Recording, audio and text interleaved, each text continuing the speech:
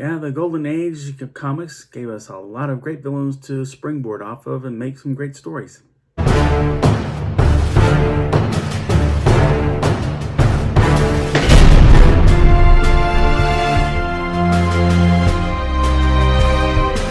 Welcome to my channel, KC. That's me, Carrie Tug, the Sledge Storyteller, here to talk about the wonderful world of storytelling, its many mediums, and its history.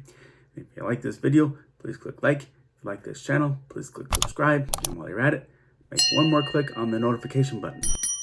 Thank you. So, more talk of public domain villains spanning from ancient myths and folklore to modern media in any form that I see having storytelling potential here. And, here for the first time, all the I'll be talking about will be from the golden age of comics. So we have Jingler from Top Notch Comics, number 26, published in 1942, created by Bill Woolfolk and Paul Reinman. So Jingler is a starving poet named Edward Fearing. After accidentally offing a man in a fight over who got dibs on food found on the street, the Jingler got an idea that the only way to get anyone to read his poetry was to go on a homicide spree and leave his poems on his victims at the scene. His poems grew to become about his crimes, targeting the publishers who rejected his work. Ultimately, he was taken down by the Wizard. So, twisted revenge, and I can relate to frustration over rejection by publishers, which also means I totally see how acting on it this way is next 10 levels evil. It's a hot plot build-up for the hero to win the day. So Landor, the maker of monsters, no doubt inspired by Mary Shelley's Victor Frankenstein, with the same obsession with mastering the secrets of life, and pursued crafting a monster mostly by assembling it from parts taken from various corpses to life. Just as he was bringing his first creation to life, a pair of adventurers, Anthony Jack Terrence and his fiancée, Marcia, knocked at the door in hopes to be allowed shelter in the Landor's castle. When Landor saw that his creation took a shine to Marcia, he tried to take a hold of her, but the monster was then angered over seeing any man wanting to hurt his love interest and turned on Landor. Jack took advantage of the monster's targeting of the monster's creator and fought off the monster, managing to kill him and escape the castle. Somehow the castle caught fire and burned to the ground. Landor survived, but he received severe burns and smoldered into a hideous, mummy-like being. He continued creating monsters, wanting to create ones he could control and that were intelligent and usually failing. These adventures continued that were Landor versus Anthony and Marcia. So, again, the Frankenstein trope, and you can put your own spin on it if it's more endearing to you than the actual Frankenstein story, which is also in public domain. Take advantage of that.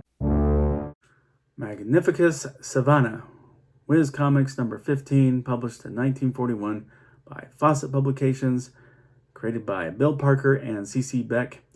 Magnificus Savannah, the son of, yes, that Dr. Savannah, and was raised on planet Venus after his father had been driven out of Europe by people who did not support Savannah's inventive projects that he believed would benefit society. Magnificus grew to be nearly as strong as Captain Marvel, living in the harsh jungles of Venus. Upon his return to Earth with his family, he served his father as the muscle and for his scheme to lead an army of a giant Venusian frog. But Captain Marvel knocked Magnificus out cold and sent the frog along with Savannah's family back to Venus on their spaceship. The daddy issues add complexity to Magnificus' dynamic, and naturally, he wishes to please Daddy, Dr. Savannah, who weaponizes his son's strength to his own selfish ends.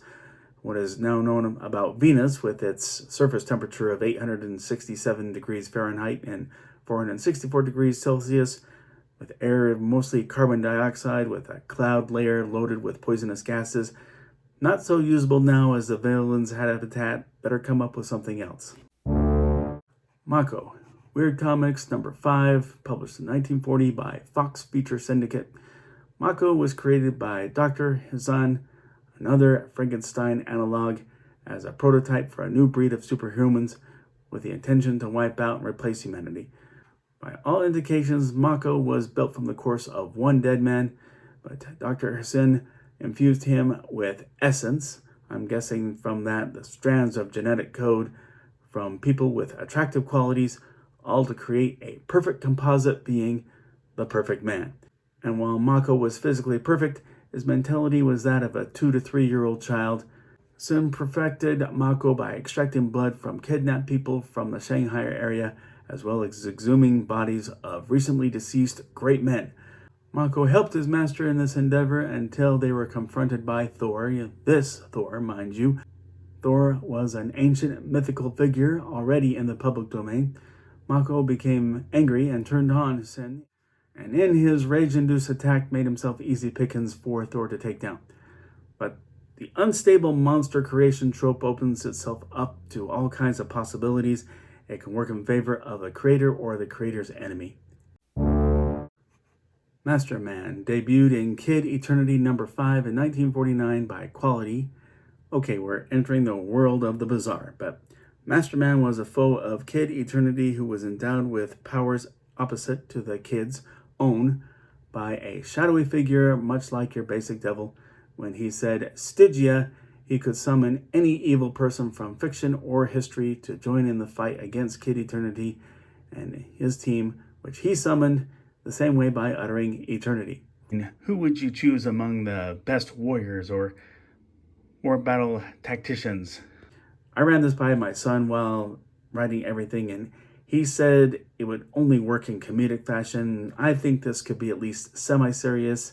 It's the kind of thing where ideas would dry up before long, where continued stories would feel redundant no matter how much variety you put into your choice of literary and historical figures. So it's fun, but yeah, very limited to how many stories you can tell. So that's it for this list of public domain supervillains that merit modern depictions. Agree, disagree, something I left out? Please let me know in the comment section. The link to order the Sledge comic miniseries is in the description below, in both digital and paper formats. Let's all look for civility amid any bad news out there about social and political strife. Let's not hate, and let's see anybody we meet as a potential friend wherever we may go. Everyone be safe, and God bless.